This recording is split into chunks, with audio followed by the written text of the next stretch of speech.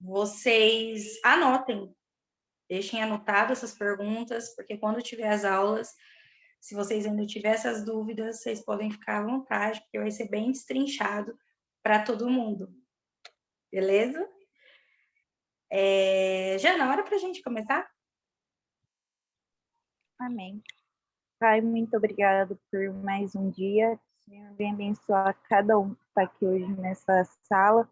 Venha abrir os nossos entendimentos e que a Monique venha ser um canal para abrir os nossos entendimentos acerca da palavra. Em nome do Senhor Jesus.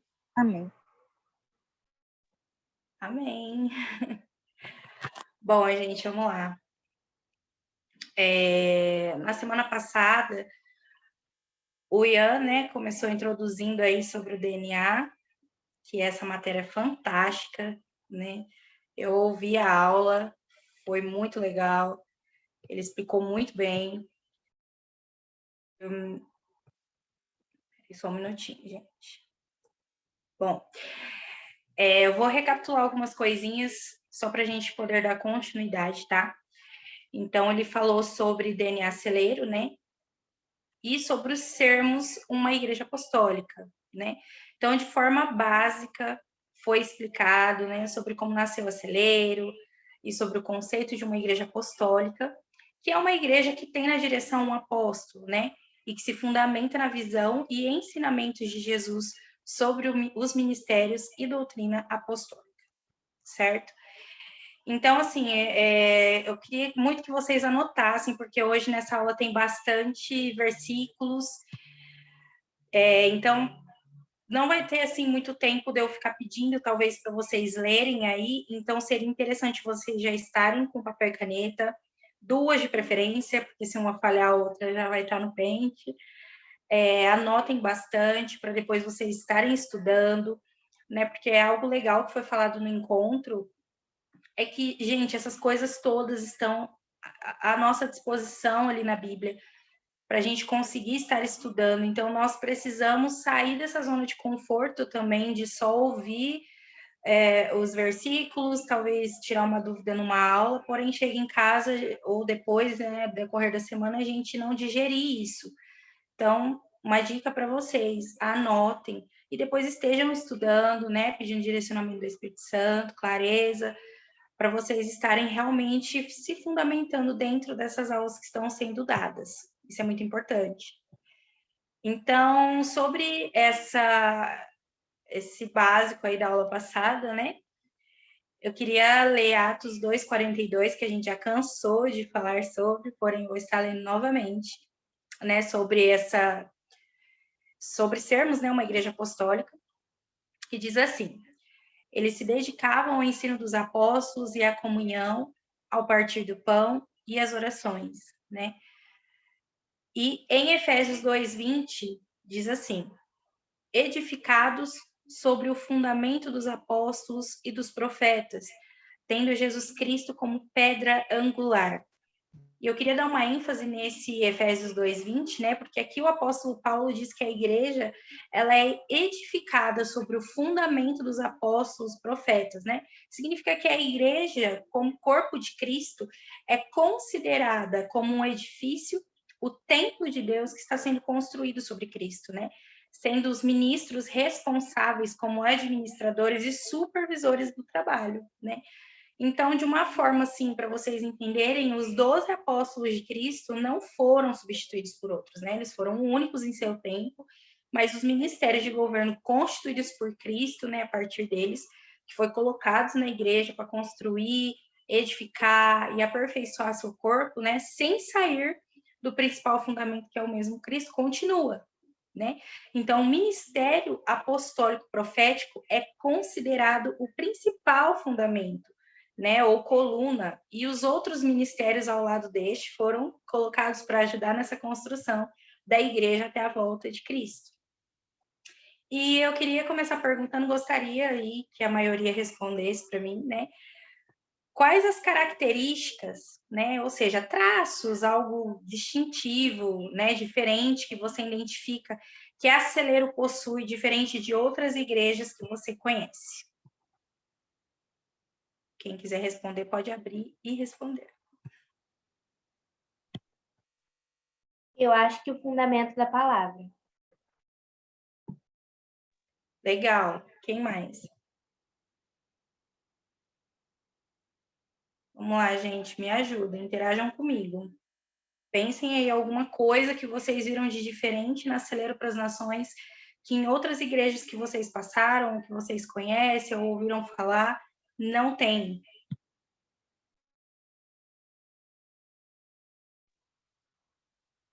Eu acho que o discipulado próprio, tipo assim, direcionado, sabe? De um a um. Sim, legal. Mais alguém? Alguma característica? Cauã, quer falar? Vamos lá! Timotinho do Solta a grupo. voz, Cauãzinho. Uhum. Jana, Elisângela. Eu também acho que é o entendimento e essa questão do discipulado, né? O entendimento e como é ensinado o discipulado. Eu acho isso uma marca muito forte e importante. Tem muitas Uau. igrejas que têm muitas palavras boas, mas não têm o entendimento do discipulado. Legal. Então, hoje, gente, a aula é exatamente sobre isso. Nós vamos falar hoje sobre as características, né, de uma igreja apostólica. Então, para quem estiver anotando, nós vamos falar sobre as características, né, de acordo com as escrituras, né? Quais são essas características, gente, dessa igreja que Jesus fundou, a forma que ele deixou para a gente caminhar, como que é o certo, como que a gente vai distinguir, né, uma igreja apostólica das demais, né? Assim, para a gente saber que realmente está correto, porque de fato existem várias igrejas com a placa lá, né, apostólica. Tem bastante gente que fala, nossa, aquela igreja ali tem um apóstolo na direção dela. Será mesmo? Então hoje nós vamos destrinchar um pouco aí essas características, né? E eu quero começar falando que uma igreja apostólica, ela tem unção e caráter apostólico, né? E uma identidade definida, né? Seus membros são pessoas comprometidas na pregação, e a grande comissão é a prioridade de uma igreja apostólica. Gente, só nisso aqui a gente já, uau, é basicamente isso, essas coisas que vocês comentaram, né? Então, assim, uma coisa dentro disso que eu acho muito interessante é que uma igreja apostólica, ela não tem variação de identidade.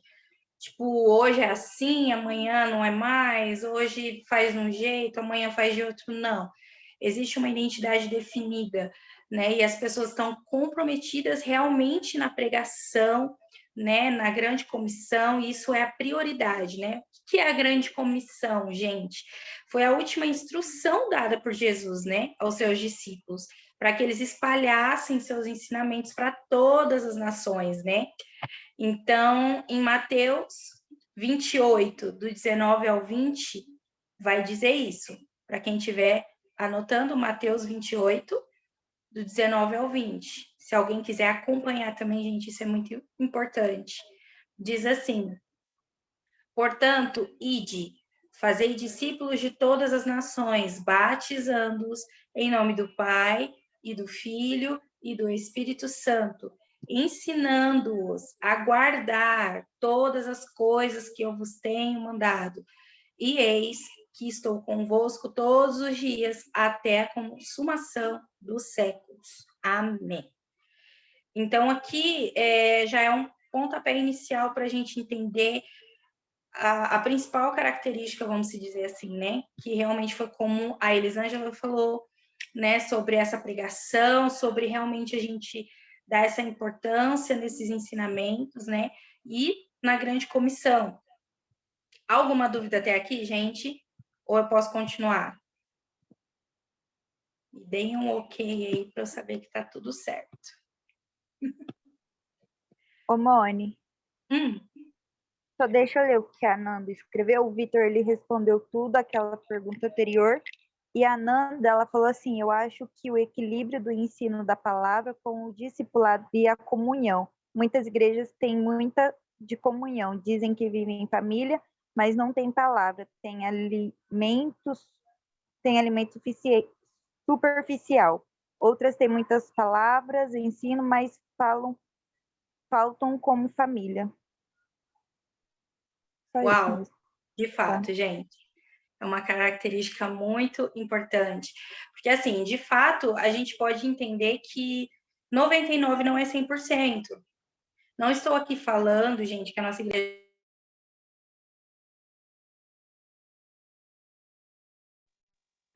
tem muitas igrejas que talvez a pregação, comunhão, né? Que Atos 2:42, né? Sobre o partir do pão, as orações, a comunhão, não existe isso, né? Então, ou outras realmente têm muito isso, mas falta com o ensino, falta com as instruções, né? Com o fundamento. Então, realmente, de fato, foi uma boa observação. Vamos lá, gente. Continuando. Outro ponto, exatamente isso que a gente acabou de falar. Extensão, níveis, alcance, peso, largura e profundidade na doutrina de Cristo e dos mistérios do reino. Gente, eu achei incrível isso. A doutrina, o que é, gente? É o ensino, né? Então, assim, uma igreja apostólica, ela sempre vai prezar pela sã doutrina, né?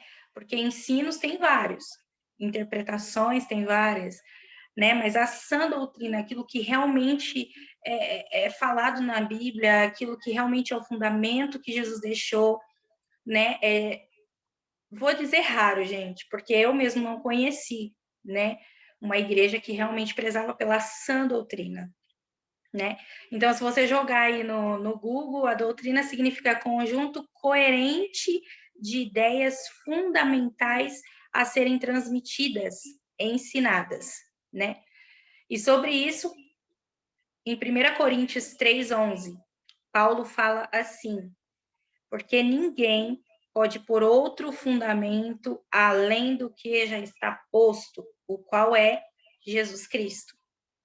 Então, realmente, nós sempre damos ênfase, né, e a importância devida, né, essa extensão, nível, alcance, profundidade na doutrina de Cristo. E sobre os mistérios do reino, né? O significado de mistério é tudo cuja causa é oculta, desconhecida, incompreensível, inexplicável, o que a ninguém deve ser dito, né? Uma confidência, segredo. E em Lucas 8:10, né, na parábola do semeador, fala assim, ele disse, Jesus dizendo, né? A vocês foi dado conhecimento dos mistérios do reino de Deus, mas aos outros falo por parábolas, para que vendo não vejam e ouvindo não entendam. Então, uma igreja apostólica, ela realmente tem essa profundidade, né? Tanto no ensino, como também nos mistérios do reino, porque o Senhor disse que a nós é revelado. Vocês têm alguma dúvida até aqui? Ok? Se alguém escreveu alguma coisa aí, vocês lêem para mim, porque eu não estou conseguindo acompanhar, tá?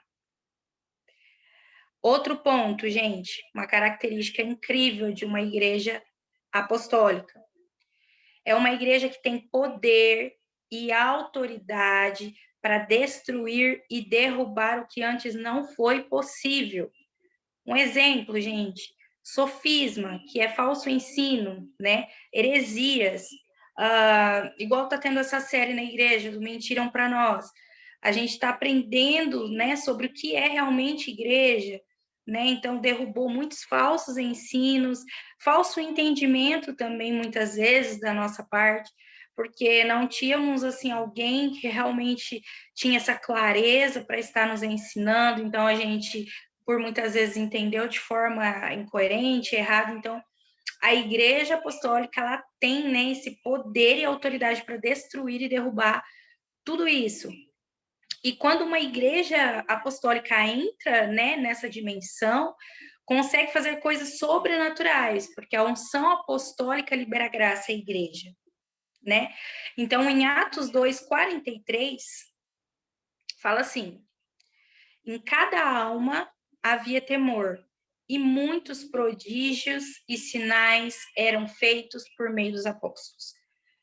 Né? Então, prodígios é um acontecimento assim sobrenatural, coisas que realmente eram inexplicáveis, né? Então, acompanha uma igreja apostólica, né? Essa unção apostólica. Em Atos 4:33, né? Fala assim: com grande poder, os apóstolos continuavam a testemunhar da ressurreição do Senhor Jesus, e grandiosa graça estava sobre todos eles. Gente, graça é o favor de Deus. Então, ou seja, tudo o que eles clamavam ao Senhor, o que eles pediam, o que eles declaravam em nome de Jesus Cristo, era feito, porque existia graça, o favor de Deus estava sobre eles, né? E isso acompanha uma igreja apostólica. Alguma dúvida até aqui? Tá tranquilo? Outro ponto. Uma igreja apostólica tem os 5 ministérios trabalhando em equipe. Em Efésios 4:11 e 12, Efésios 4:11 e 12, diz assim: e ele designou alguns para apóstolos, outros para profetas, outros para evangelistas e outros para pastores e mestres, com o fim de preparar os santos para a obra do ministério, para que o corpo de Cristo seja edificado. Gente, isso aqui é incrível. E vai ser falado, né, nas próximas aulas sobre isso, vai ter aula específica sobre o apóstolo, sobre o profeta. Então, assim, se preparem, porque vai realmente quebrar paradigmas, vai tirar vocês fora da casinha, né? Porque talvez aquilo que vocês acham que é um profeta não é, aquilo que vocês acham que é um evangelista não é. Mas, ou seja, esses 5 ministérios o Senhor realmente deixou para edificar, né, a igreja, né, para que o corpo de Cristo seja edificado. Então, uma igreja apostólica caminha dentro disso também, né? Tem essa característica muito forte. Alguma dúvida até aqui? Tranquilo? Próximo ponto. A igreja apostólica tem a capacidade para lutar contra toda a força do mal. Alguém pode abrir e ler para a gente Marcos 16:17?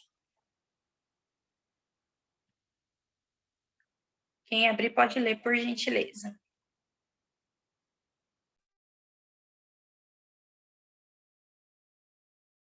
Marcos o quê, Moni?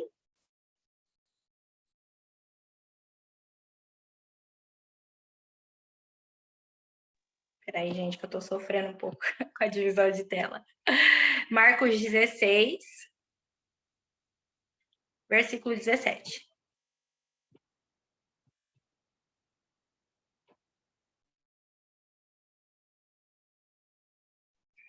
E estes sinais seguirão aos que crerem. Em meu nome expulsarão os demônios, falarão novas línguas.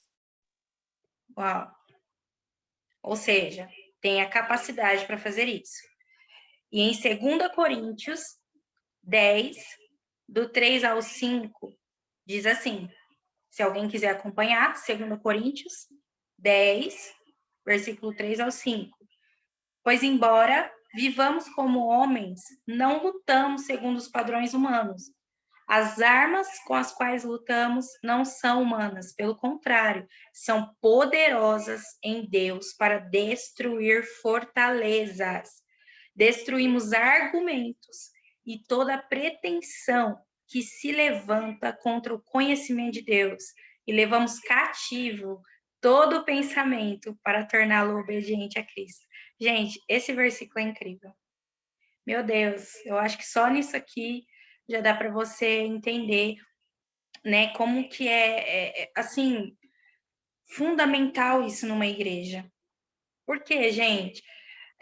Por que assim, a gente não é tipo assim, o Rafa não é de trazer qualquer pessoa para pregar na igreja, de dar oportunidade para qualquer pessoa desconhecida. Por quê? Por conta disso, sabe? Eles prezam muito, né, por esses argumentos, pretensão, né, esse falso ensino realmente que talvez possa entrar dentro da igreja, né, da gente.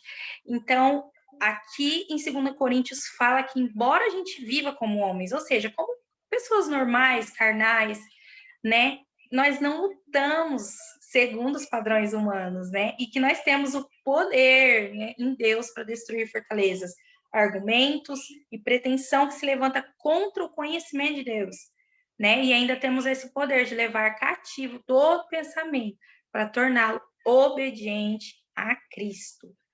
Então, isso é incrível. Alguém tem alguma pergunta sobre isso?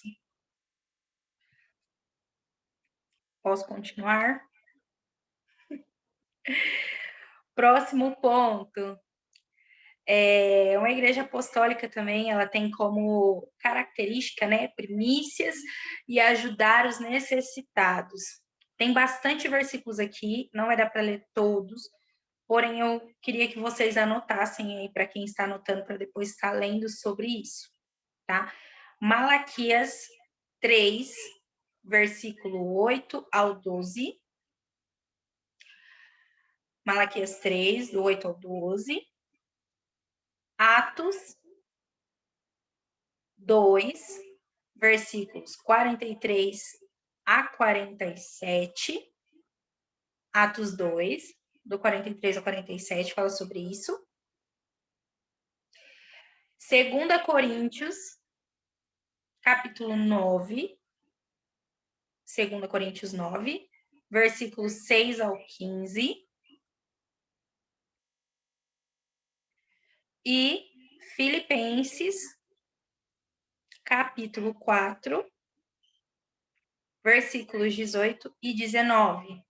Todos esses vão falar sobre isso. E eu quero ler um, que é Atos 4, versículos 34 a 37, que vai falar sobre esse ajudar os necessitados, né? Diz assim: não havia pessoas necessitadas entre eles, pois os que possuíam terras ou casas as vendiam, traziam o dinheiro da venda e o colocavam aos pés dos apóstolos, que os distribuía segundo a necessidade de cada um. E José, um levita de Chipre, a quem os apóstolos deram o nome de Barnabé, que significa encorajador, vendeu um campo que possuía, pois o dinheiro trouxe e colocou aos pés dos apóstolos. Então, gente, isso para a gente talvez seja uma outra realidade, né? Olhar e falar assim, mas Monique, isso era lá naquele tempo. Gente, isso foi a igreja que o Senhor deixou como modelo para a gente seguir, né? E em vários, vocês vão ler os versículos que eu citei para vocês. Peguem lá em Atos, gente. Leiam Atos, que vocês vão ver vários e vários lugares falando sobre isso. Né? No Atos 2:42 adiante fala sobre isso, que eles distribuíam, eles vendiam o que tinha, distribuía. Por quê? Porque eles tinham tudo em comum, então um irmão não passava mais necessidade que o outro, sabe? Se tinha alguém precisando, o outro ia e ajudava, sabe? E assim, isso não tira a importância das outras coisas, tá? Das outras características. Porque eu sei que sim, existem muitas igrejas que têm ONGs, né? Que tem mercado solidário, né? Enfim, ajudam sim, sabe? Mas eu mesmo já presenciei, gente, lugares que faziam isso por um tempo para poder realmente trazer pessoas, sabe? Para atrair pessoas ali para a mídia, para, enfim, isso tem que ser, sabe, realmente algo que fundamenta uma igreja apostólica, sabe? A igreja que o Senhor deixou como modelo. Então, sim, pode ser coisa de outro mundo, talvez, para gente, mas aqui fala que não havia pessoas necessitadas entre eles, né? E ainda dá até um exemplo aqui, né? Um testemunho desse Barnabé, né? Que ele vendeu um campo, ou seja, gente, é um terreno. Tá bom, era naquela época, mas naquela época não deixava de ser mais importante, né? Será que hoje a gente teria, né, essa coragem, esse servir, né, de pegar um terreno, talvez o único que você tenha, vender, né, e trazer e colocar aos pés dos apóstolos, ou seja, gente, era algo realmente surreal a fé desse povo. Alguém tem alguma dúvida até aqui? Eu posso continuar? Ok. Próximo ponto. A Igreja Apostólica desfruta de liberdade espiritual, né? Então, a religiosidade e a tradição são destruídas e as pessoas são libertas de opressões demoníacas para desfrutar da presença de Deus e da unção do Espírito Santo em suas vidas. Tem alguns versículos aqui também, para quem estiver anotando, 2 Coríntios 3:17. 2 Coríntios 3:17.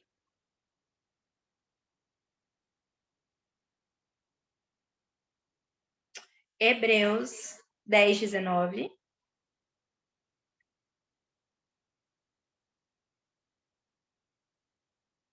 E Gálatas 5:1. Eu vou ler 2 desses versículos para vocês. Hoje é uma aula bem mais explicativa, tá, gente? Cada ponto desse, se vocês perceberem, eu estou colocando todas as bases dentro das escrituras, realmente para não ficar confuso, para não ficar, de alguma forma, assim, um achismo da Celeiro sobre o que é ser uma igreja apostólica. Mas vamos lá. Então, a gente desfruta dessa liberdade espiritual. Em Gálatas 5:1, fala assim: foi para a liberdade que Cristo nos libertou. Portanto, permaneçam firmes e não se deixem submeter novamente a um jugo de escravidão. Uau! Meu Deus. E em 2 Coríntios 3:17, diz assim: ora, o Senhor é o Espírito, e onde o Espírito do Senhor está, ali a liberdade. Ou seja, gente, realmente toda a opressão, tudo aquilo que te prendia, tudo aquilo que te impedia, sabe, de ser livre no Senhor, de viver coisas novas no Senhor. Então, realmente a Igreja Apostólica que caminha dentro dessa visão desfruta disso totalmente. Até aqui alguma dúvida, gente? Gente, vocês podem comentar, viu? Eu sei que eu falo bastante, mas vocês podem comentar, eu só não estou conseguindo ver todo mundo. Ô, Mone, a gente também não tá, não sei se todo mundo tá a mesma coisa, mas só tá o seu Mzinho, não tá aparecendo você. Não tá me aparecendo? Agora voltou. Meu Deus, pera, eu devo ter feito alguma coisa. Me perdoem.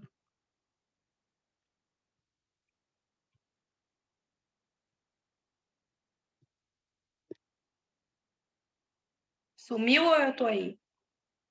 Tá aqui agora. Próximo ponto, gente.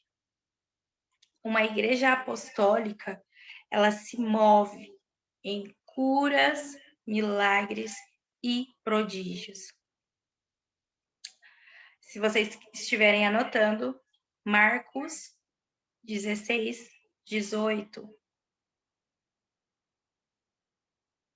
E eu vou ler Atos 5:12.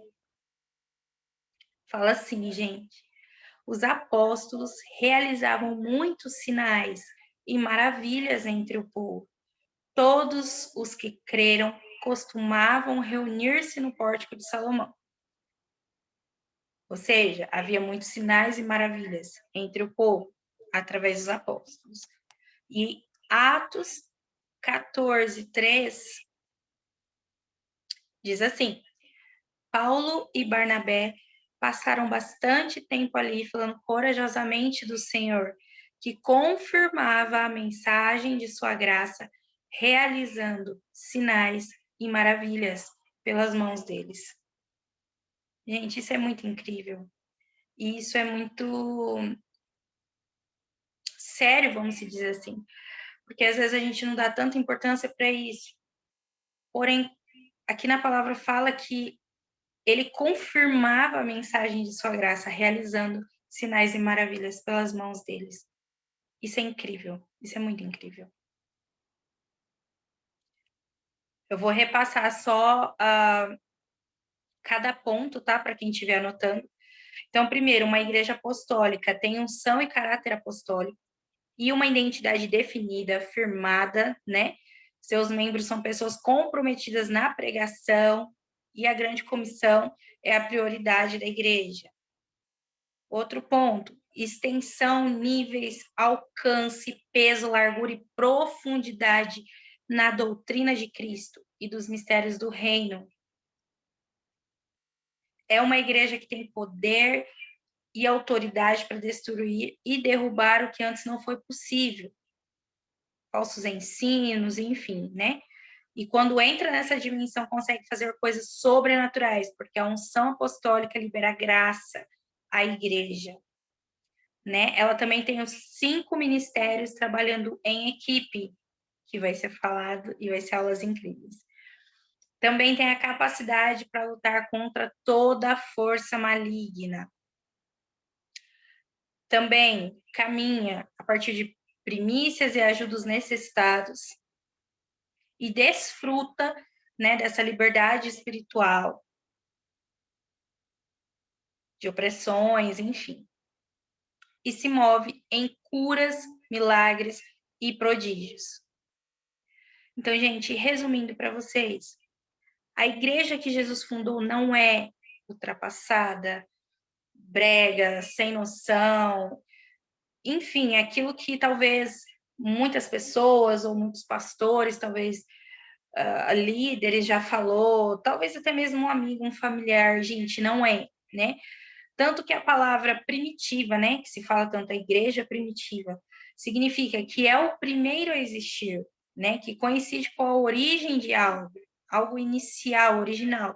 Então, é a partir dessa igreja primitiva, né, essas características precisam de fato existir, se destacar, ser evidente na igreja, né? E eu falo na igreja como um todo, gente, não somente na Celeiro, né? Porque a gente está aprendendo sobre isso, sobre o que é ser igreja, sobre o que aprendemos errado sobre ser igreja, enfim.